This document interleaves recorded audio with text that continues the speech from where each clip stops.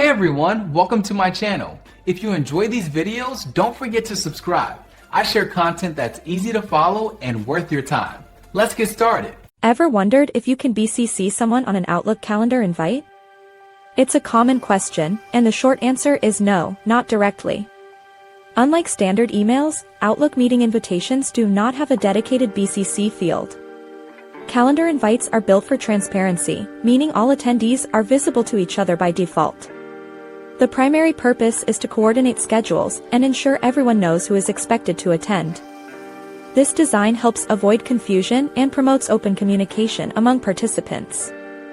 However, there's a workaround if you need to discreetly invite someone or inform them about a meeting without them appearing on the official attendee list. First, create your meeting as usual, adding the main attendees in the required or optional fields. Send the invitation. Once the meeting is created and sent, open the meeting item from your calendar. You can then forward this meeting invitation as an email to the individuals you wanted to BCC. When you forward it as an email, you will have the option to use the BCC field in that new email message. These recipients will receive the meeting details and can accept or decline, but their names will not appear on the original meeting's attendee list visible to everyone else. They will only see that you forwarded the invite to them.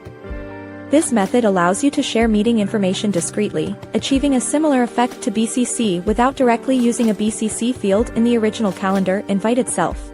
Thanks so much for watching. If you liked the video, tap the thumbs up, hit subscribe, and ring the bell so you don't miss anything new. See you next time.